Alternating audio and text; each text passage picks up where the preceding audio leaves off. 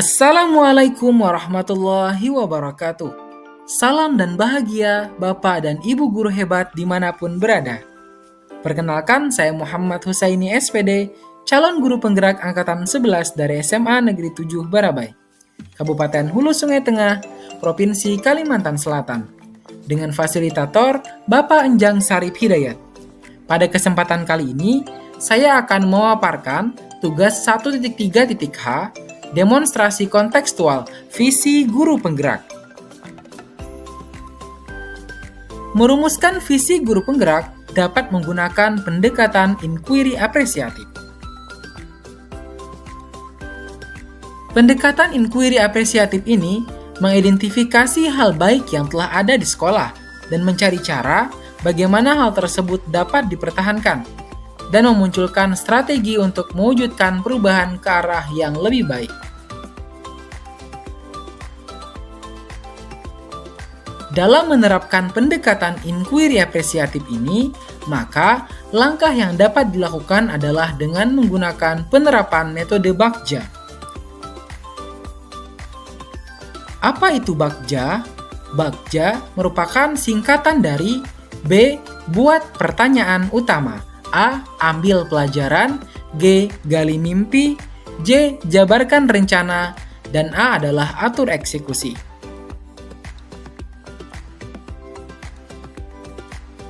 B. Buat pertanyaan utama. Ini berisi pertanyaan-pertanyaan untuk menentukan arah penelusuran. Kemudian A. Ambil pelajaran. Memandu bagaimana pengalaman positif individu, kelompok, ataupun komunitas lain yang akan dijadikan pembelajaran. G. Gali mimpi. Berisi narasi keadaan ideal jika prakarsa perubahan telah terwujud. J. Jabarkan rencana.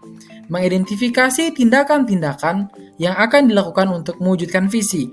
Dan A. Atur eksekusi, yaitu membantu transformasi rencana menjadi nyata dengan memutuskan langkah yang diambil, siapa yang diajak terlibat, dan bagaimana strateginya dalam mewujudkan visi.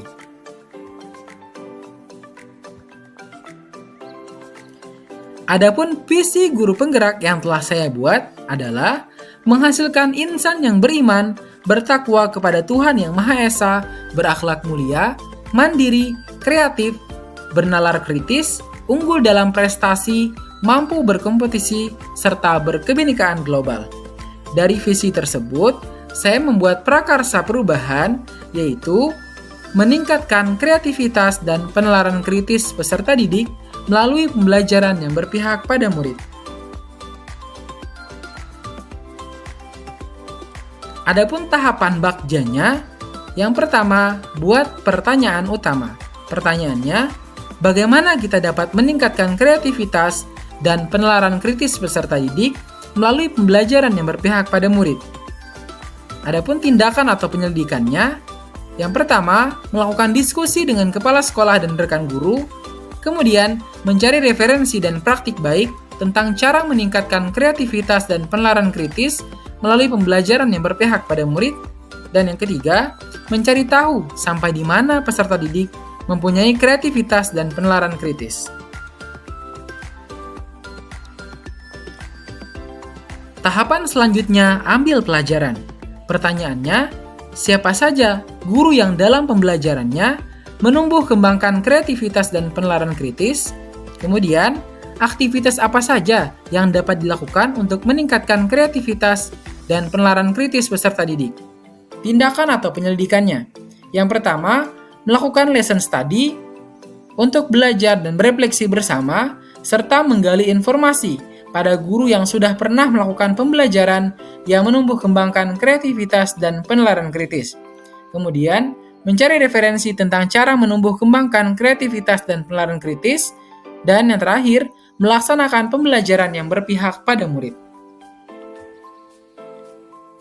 Tahap selanjutnya, gali mimpi. Pertanyaannya, bagaimana perasaan ketika berhasil meningkatkan kreativitas dan penalaran kritis dengan pembelajaran yang berpihak pada murid? Kemudian, apakah manfaat yang didapat peserta didik ketika dapat meningkatkan kreativitas dan penalaran kritis belajar peserta didik?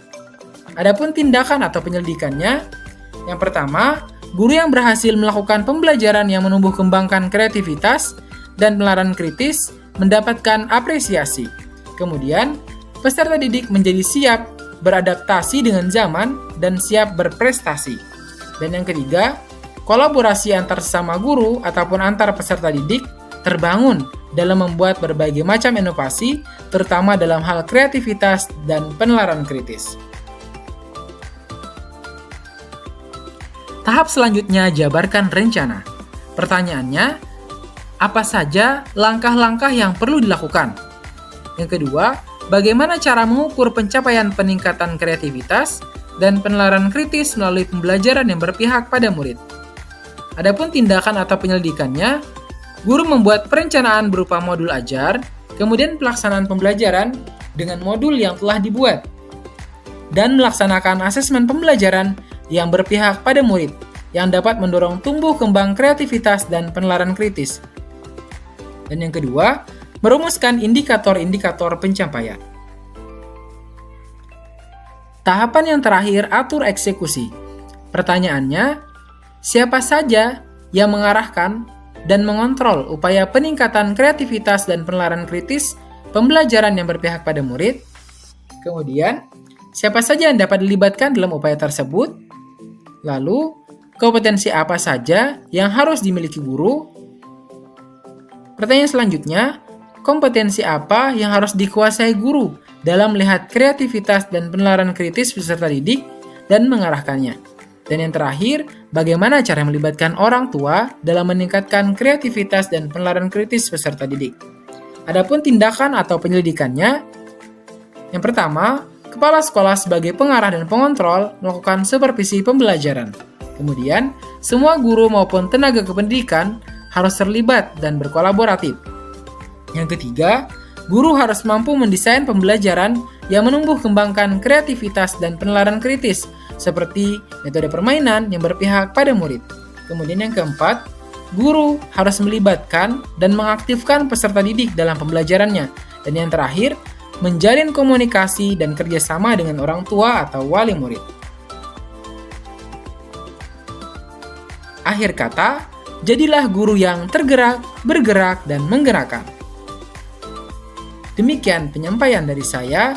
Terima kasih. Akhirul kalam. Wassalamualaikum warahmatullahi wabarakatuh.